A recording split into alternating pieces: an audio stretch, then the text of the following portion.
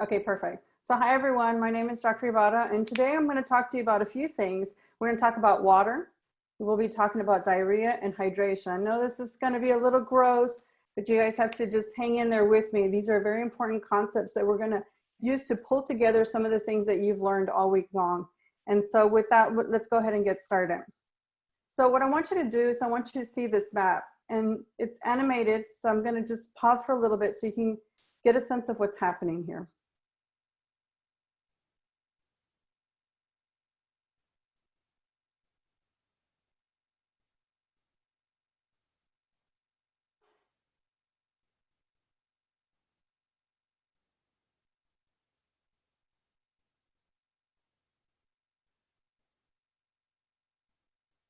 Right, so what I will do is I'll pause here now and just talk a little bit about what you're seeing here. So if you notice on the title, we've got, it says the 7th cholera pandemic, and it's going to basically run through the waves, wave 1, 2, 3, and 4.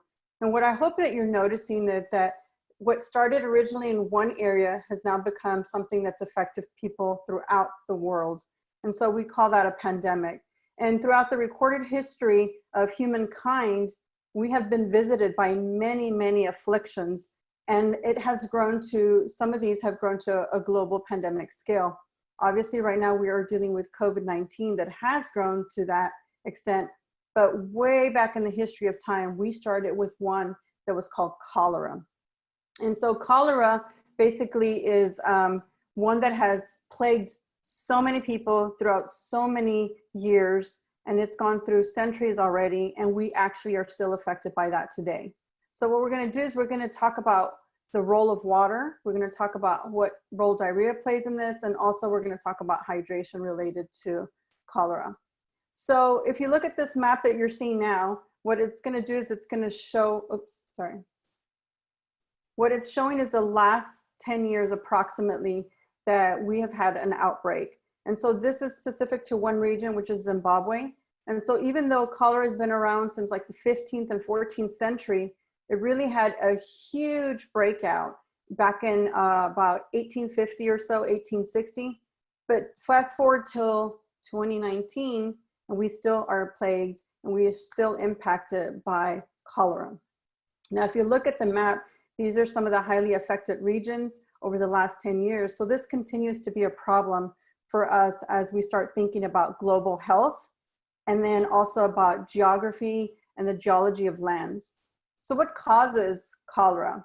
So if you look here, what you're seeing is that this is an organism, it's a bacteria.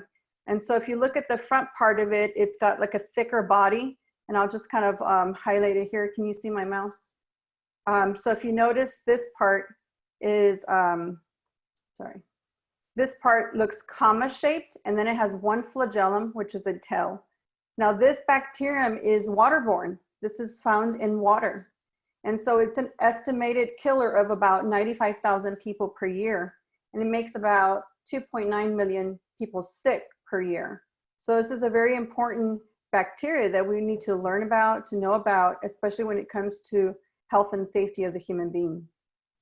Now, what we're going to do is we're going to kind of go through some of the things that it's causing, and we're going to watch a just quick video. So if you've got your microphones on, make sure you put your volume on. You should be able to hear this.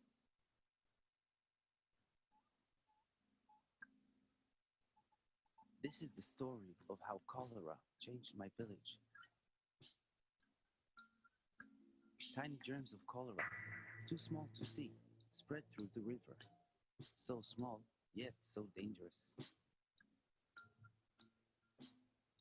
Without realizing, women carried cholera home in the water. Flies carried cholera on their feet. Unwashed hands spread it too.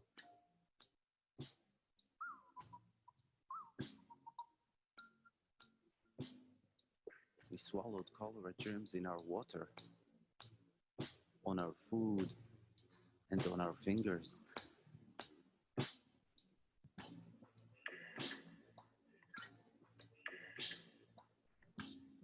It happened so fast. By morning, my father was very sick. He had diarrhea that looked like gray water and poured out of him. I was so scared. I went for help.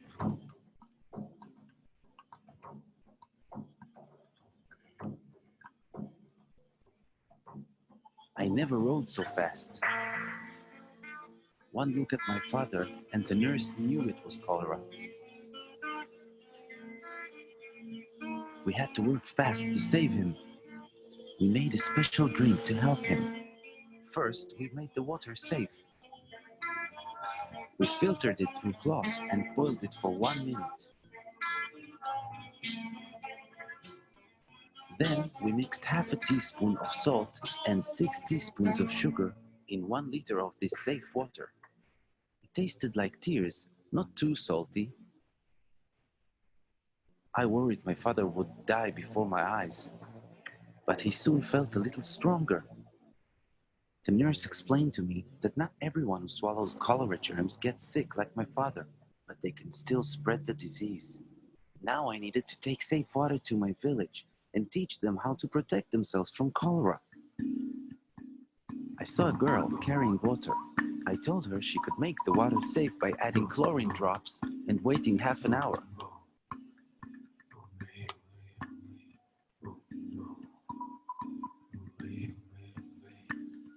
There was a man about to eat with unclean hands. I told him to always wash his hands with soap and safe water after going to the toilet.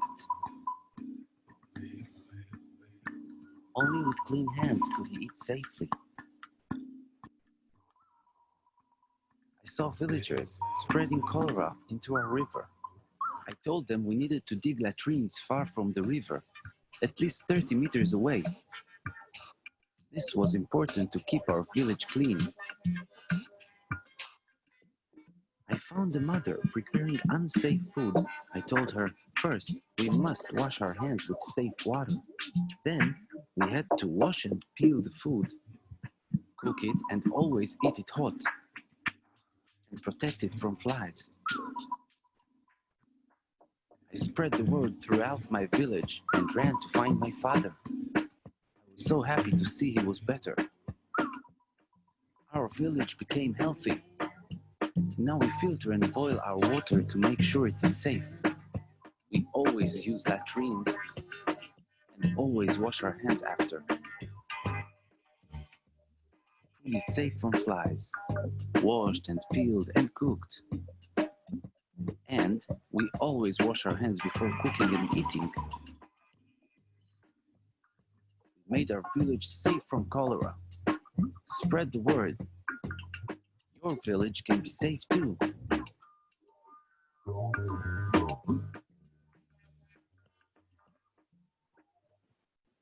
All right, so let's talk about some of the things that you saw in this video. So I'm going to ask you for questions now. If you have to unmute, you can unmute. If you want to put some answers or with the chat, I know Liliana is going to help us facilitate that. So who can talk to me about how the father got sick? All right, they're going to do raising their hand. Okay. Okay. All right. Somebody raise your hand and give me an answer to this. So what are your thoughts about how the father got sick? Anya, you had your hand raised. Go ahead first. He got sick because he was drinking the water that was infected with cholera, or he didn't wash his hands, and like when he went to eat, the food might have had cholera in it. That's correct. So what I'm hearing is you described several opportunities where he may have gotten sick, whether it was at the water source, whether it was from unclean hands, or later on in the cooking or the eating process, right? So there are multiple ways. No, so what do you think about the water when you're looking at this picture? Can someone else that hasn't already answered, can you tell me about what you're seeing here with the water? Let's see. I have some raised hands. Let me Sure. just. Maya, go ahead. The water has a lot of trash in it, Mm-hmm. and that trash probably could have germs and bacteria growing on it, and those could be cholera or Right. any other disease. Mm-hmm. So you're describing the conditions of the water, so maybe the level of cleanliness and then the potential to have organisms growing in that water. Anybody else want to talk to me about the weather? Can someone from this picture tell me a little bit about the weather and how you might make a connection from that to cholera? Mm-hmm. Paula, you have your hand raised. The weather there, it doesn't seem like it's like too sunny, but it doesn't seem like it's too like dry. So it's probably kind of humid, especially since they're close there. And don't germs spread faster if it's in a humid area? Right, so you're making some good observations about the climate. So it doesn't look like it's super hot, but it's also not cold. If it had been colder, you would have expected the man to be wearing more clothing, right? Now he is wearing long sleeves, and part of that is to protect him from the sun, but it's probably more on the side of hot and on the side of humid. So that's telling us a little bit about the weather. Can you tell me what you think might cause water levels to go up or down in this area here? Ellen, go ahead. Probably rain, and then also maybe the plastic. It could cause like it to fill up more. Maybe Okay. cause like flooding if there's a ton of plastic inside of the water. So you mentioned two things. You talked about rain, and then you talked about plastic relating to some of the pollution. So when we're talking about rain, is it possible, as you're thinking about this, is it possible that a rain could make the water level go up and then make the water level later on over time go down? Yeah, and so rain has something to do with this story as well. And so part of what we're seeing is that the people that are affected by cholera typically live in an area near water, and they go to that water source for water. But in addition to that, the impact of rainwaters can cause water levels to rise, and then that water is going to spread over areas that it's normally not found. So maybe some of that's going to flood into their village, or maybe mix with other bodies of water that they have nearby.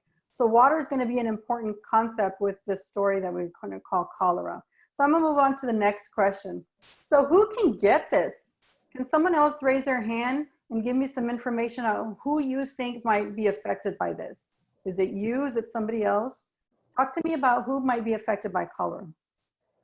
Okay, I've got some raised hands. Elsie, go ahead. I think that everybody can get affected by it. Yeah, you are correct. So looking at the pictures here, anybody that's using water from a source that's not sanitary or not been cleaned or not has been treated is at risk for cholera. And what you're noticing in the picture, if you notice that there's some tents made out of plastic, this is a group of people that have been displaced because after horrible, horrible rains where they've got lots of water, their entire village flooded out. And because the people needed somewhere to go, we had charity organizations that set up tents that are temporary for them to stay in until the waters come down.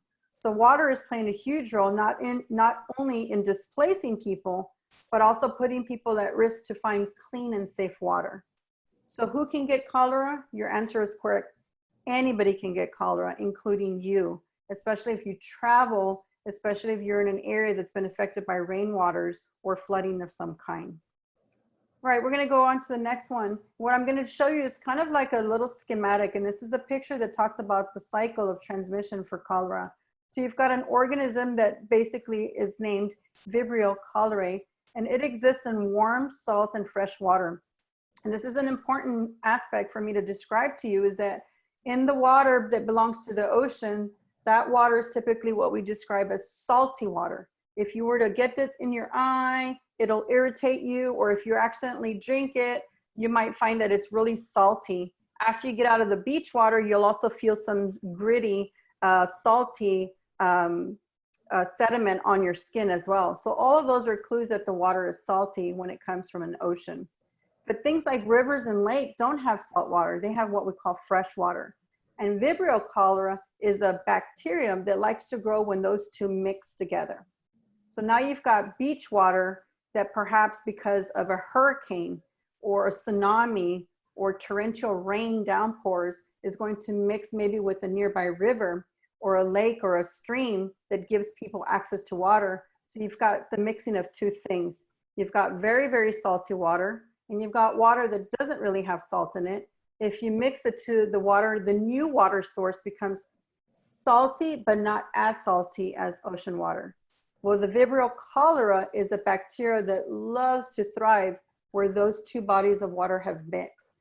Think of tsunamis, hurricanes, flooding, etc. Now, if anybody is in contact with that without clean water or sanitized water that has been either treated, they will fall ill. And not everybody falls ill. About 80% of the people usually don't have any symptoms, even though they carry the bacterium in their body. But 20% of them, we find out, will get extremely and severely sick. And so what you're looking at here is this life cycle where a whole family might have been exposed to this water, but only one or two members may be affected and have an experience abdominal cramping and severe diarrhea. So this is something that's happening continuously around the world since about the 1500s.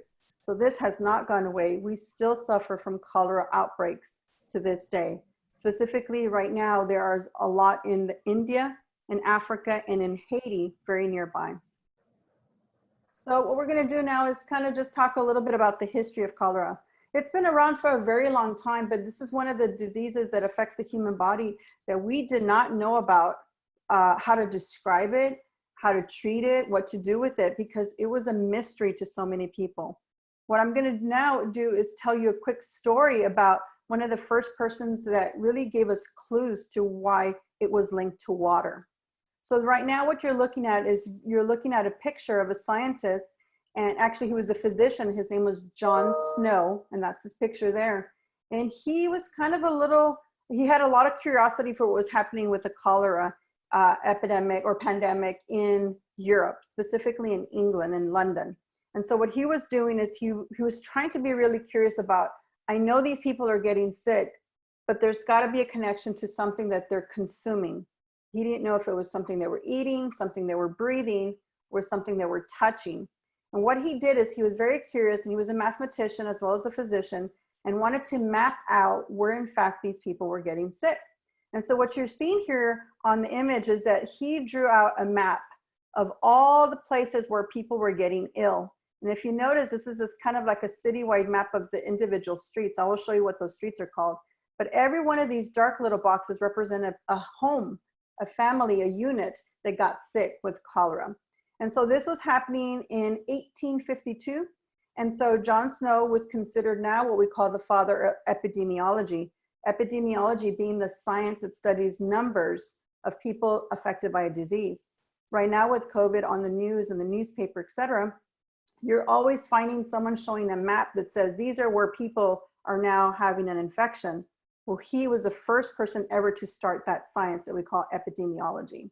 So it's a very important case where he looked here and he mapped the streets of London to try to figure out where this cholera was coming from. And if he could map it, would that give him clues to how maybe it was spreading? And so what you're going to see now is a kind of a cartoon of his map. The original map was in the previous slide. Now we're showing you a cartoon. So two things to note. The red dots are places where people were infected with cholera. And then the blue little images here look like a water pump. And so you'll see them scattered throughout the map. Can someone raise their hands and tell me what you think is happening with the image here? You've got red dots for infection, and you've got blue pumps that talk about where water source is obtained for these people. What can you tell me about the relationship that you're seeing between these two things on this map? Someone raise their hand. Ariana, go ahead. A lot of the people, or a lot of the infections are people close to the water pumps, which means when people go to use the water pumps and they go like along the street and touch stuff, they're spreading the bacteria. Okay, so if I draw a circle around this pump, oops, sorry. If I draw a circle around this pump, can you see the red circle that I'm making? Is this an area that's affected? Okay, is this an area that's affected? Not really. What about this one here on Broad Street? Very infected. Very infected. So if you were the creator of this map, you might start to begin to have clues that anybody that used this water pump here on this Broad Street is pretty much leading to an infection. So anyone that went here because it was closer, imagine you lived here by the letter B. Well, that's probably the closest pump to you, and you would go get water from there, bring it back home, and then start a rate of infection. However, if for some reason you're like, well, no, I'm going to go down this Bertle lane and I'm going to get water down here in this pump, you're not going to get infected. So this physician back in 1852 made the clues from taking a map, putting down places where people were infected and linking it to water. So this was the very first clue we had about how cholera might spread. Again, people didn't know if it was eaten on a food, if it was something you smelled in the air, if it was somewhere you worked, or how you engage in your everyday life. So not only is mapping important, but the mapping provided evidence that perhaps the water source was a way for contamination to spread. So it's an important part of the cholera story. Now, why do you as young people and myself as an older person have an interest in what's happening with the cholera story? Well, cholera is affecting people today. Over 2 billion people are having water access to places that are not clean. You may not think about it so much in the United States, but right now we have a hurricane that hit in the North Carolina, so their water source might be contaminated. We've got places that experience tornadoes, and there's a lot of destruction to property, to water sources, and perhaps there may be explosions or fires that affect where people might be able to have access to water. And then on other parts of the globe, you've got people that just don't have flushable toilets or pumps to get water, and they depend on water sources like the river or the ocean to get their water. And so this is affecting people today. Now, there are outbreaks that are happening right now. In Congo, there's one happening now. There's some happening in Haiti and a lot of them in India. And again, it's when the water gets warmer, when there's more rains, and then the mixing of water sources is taking place, and Vibrio Cholerae, the actual bacteria, decides to grow and then proliferate. So what do you think, based on the video we saw earlier with the young boy telling the story of his father, can you remember, can someone raise their hand and tell me what some of the symptoms of cholera were? What did the father experience?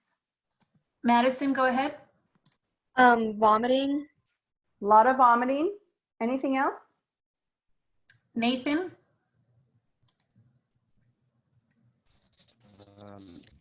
He was experiencing abdominal pain and diarrhea. Diarrhea. So if you look here at this image, stay on the speaker with me. What do you think this hole right here on this bed is for?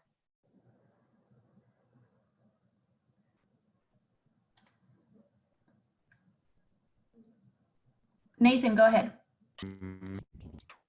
I think it's made for some sort of drainage system. It is a drainage system. So let's connect that to what you saw in the video. So the man was experiencing diarrhea. And so these are what we call cholera beds. Cholera beds have a hole in them and a bucket underneath to collect the diarrhea. This one is one of the major things that they get within 24 to 36 hours. So the moment you've had this, about a day later, you've touched something that was unsafe, you drank water that was unsafe, you were exposed to food that you ate that was unsafe, within about a day or so, you're going to experience severe diarrhea. This is an example of a hospital area that has a cholera bed. Now, can someone raise their hand and tell me what is diarrhea? Benjamin, go ahead. It is when you defecate in rapid succession and it's not really solid. It's just kind of like soupy. Yeah, soupy. So you're describing very liquid, lots of fluid, doesn't have solids like you would imagine with the bowel movement or what we call number 2. This is just lots of water coming out and you don't have control over it. And now you're facing with your body losing lots of liquid. So diarrhea is an important thing that we have to look at from a clinical point of view, from a human's health point of view. It is the 3rd leading cause of death. You can lose enough water to offset and off balance the function of your heart and some of the organs in your body to cause death. And death comes rapidly because the people that have cholera, for example, can lose such high volumes of liquid, their circulatory system can collapse. They can get into a very severe dehydration and die within a few days. especially if you're a child that has cholera. So there's about 5 to 8 million children per year that die. There are about 250 hospitalizations in the United States. And a lot of people go to the doctor's office complaining of complications of diarrhea or have had diarrhea for a while. This is a really big problem related to health. Now, when we think of diarrhea, we know that we're losing water. In the case of cholera, the water that comes out is it's very watery, it's milky, it's rice. We describe it as white rice water.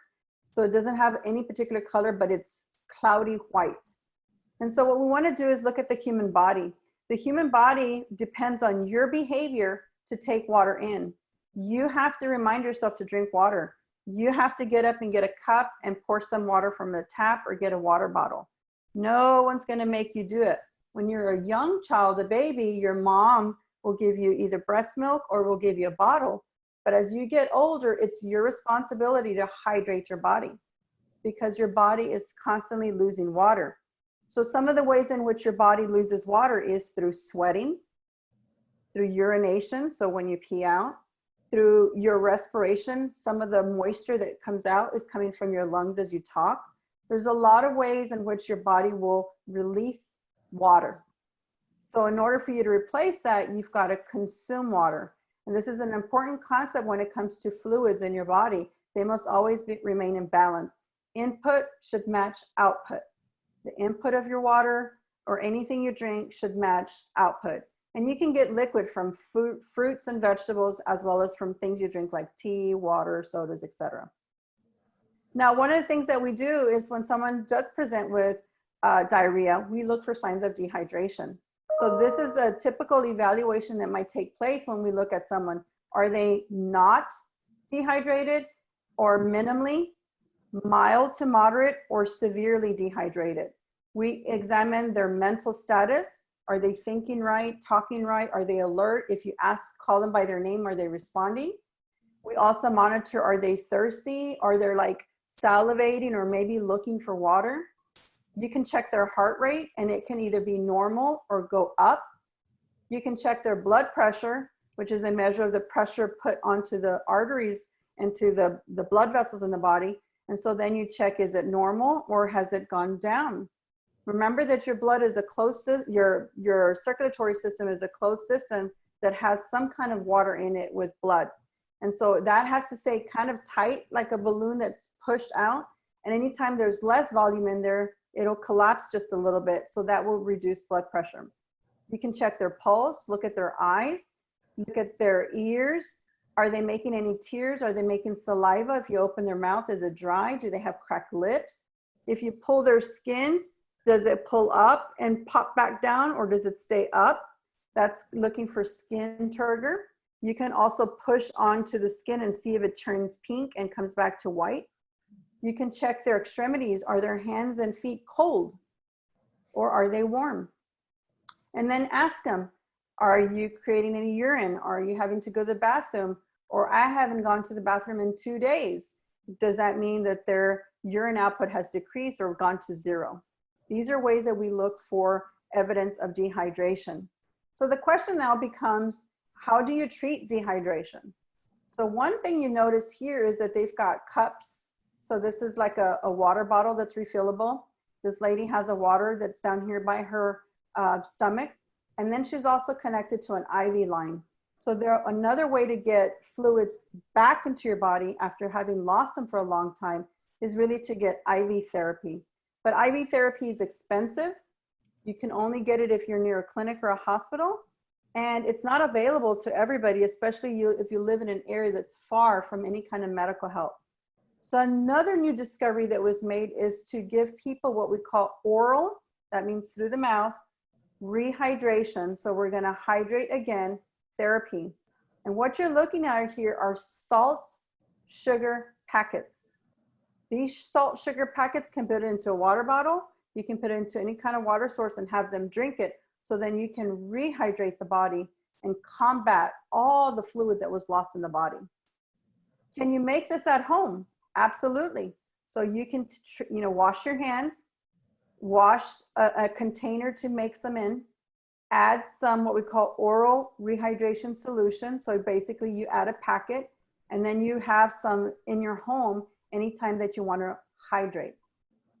Again, it's for babies because oftentimes babies have diarrhea and they can die very quickly. It could be for adult or children, and it's going to depend how many bottles of water they need based on their body size. So a younger baby might need 1, a young toddler or child might need 2, but if you're an adult, you're going to need more fluid to replace all the fluid that was lost.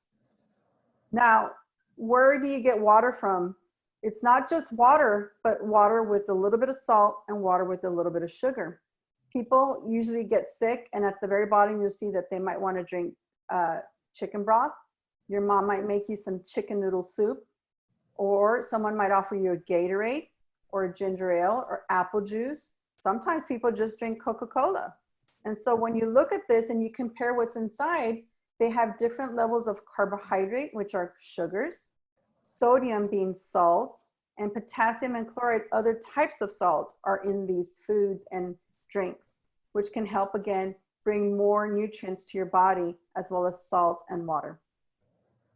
Now, we didn't know a lot about what was happening inside the human body until this scientist came along and actually really described what was happening in the intestines of your body. This is Robert Crane, and he was the first to describe what we call sodium glucose transport across the gut. These are your intestines. And he sat there and figured it out, wrote it on a napkin, and then later described it. And what he described was a transport mechanism that happens through your intestines so that sodium, salt, comes into your body, sugar comes into your body, and what follows sodium when it comes in? Water.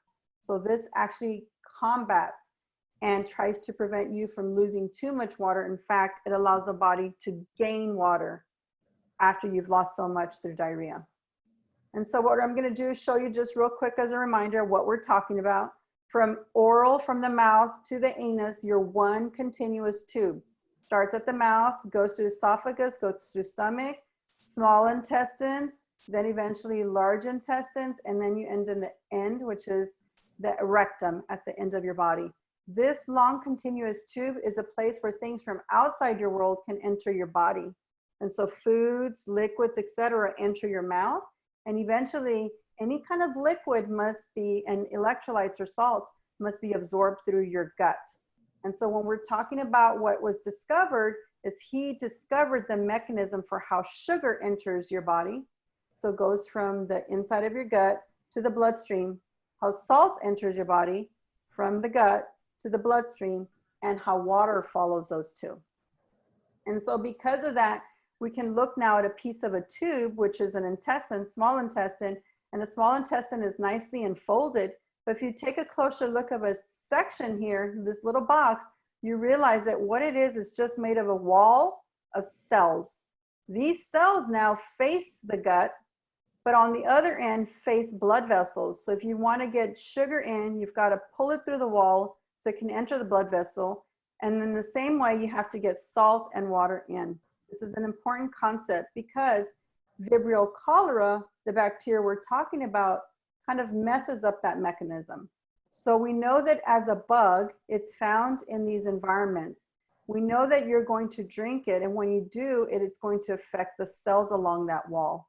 And so now this bacterium kind of attaches to the wall. It likes to get to the sticky parts of the intestine, and it anchors there. And when it does, it releases a toxin that we call cholera toxin. That toxin now starts creating changes to this wall of the gut. And when it does, it increases how much chloride is excreted. And instead of gaining water, gaining salt, it makes your body lose water. So it creates lots of watery diarrhea. And you will lose about, if you've got a water bottle, so this is 1 liter, you can lose about 2 liters of this in a very short amount of time. And your body only has 2.5 or so liters total. So if you lose a lot of water, you're likely to reach death very, very quickly. So how then do we combat this problem? Well, as you learned earlier, you can use little packets or you can get IV. But part of that entire story is what we want to do is reach hydration. So hydration is when you're going to put return fluids into your body. So I'm going to give you a second story to help you understand hydration for how maybe it's more familiar to you. So this is a story right here of a coach, and he's a coach at the was a long time ago at the University of Florida, where their mascot are the Gators. You could probably see a little symbol on their helmet, but what he was doing is he was finding out that his players on the football field were having a lot of trouble staying energetic. They were having trouble completing the practice, and he would weigh them before practice and weigh them after practice, and they'd lose about 15 pounds. Why do you think they lost so much weight? What were they losing in the Florida hot, humid climate? Water. And so he went to his friends at other faculty that worked there, and he had lunch with them, and he was talking to them about this problem. And specifically, he talked to this guy here and his team. This is a scientist, and he's also a doctor. His name's Dr. Robert Cade. And what he did is he said, I work on the kidney. I understand the kidney and how the body works, and I understand about fluids. Let me see if I can come up with something that can help your players not run out of energy, not lose so much water, and to be able to maintain their practice. And so what he did is he created a solution made out of sugar, water, and salt. Can you see what the name of that solution is called?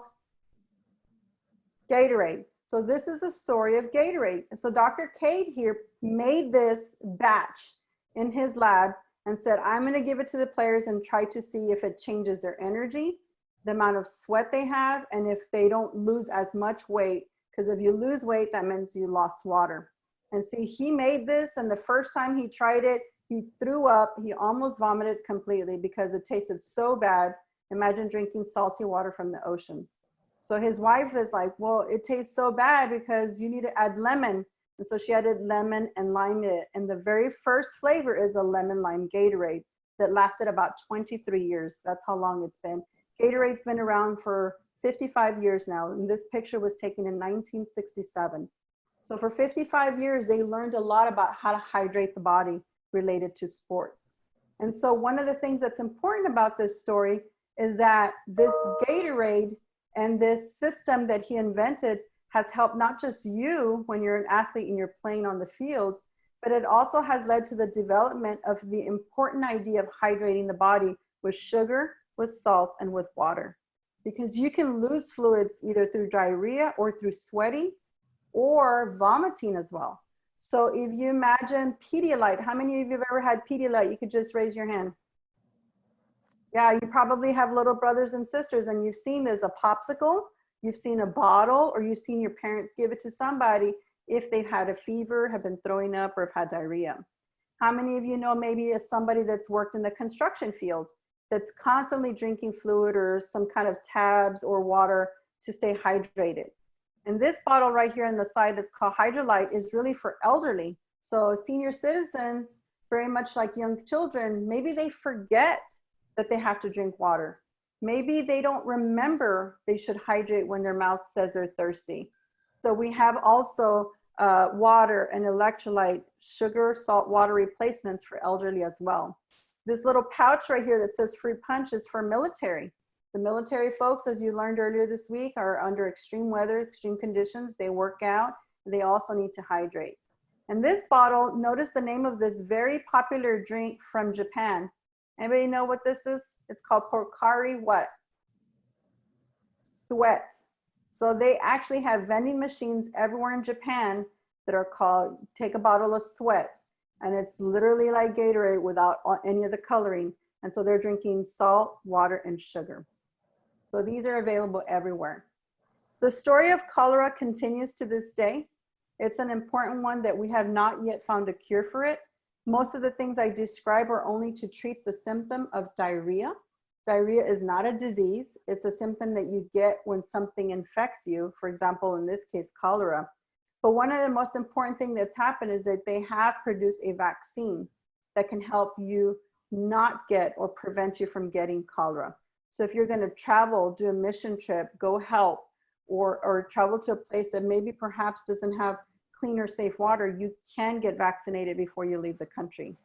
But in places like in India, in Haiti, and in Africa, where they have massive outbreaks of cholera, the world Health Organization is doing some vaccination outreach to be able to vaccinate people that are don't have access to water. And what you're looking here is a refugee camp of people that were displaced that could then have the vaccine, so that as they're trying to find a new water source, or perhaps treat the water source and clean the water source, instead for now, they will give them the vaccine. And that's what we could do today. However, the pandemic of cholera still continues.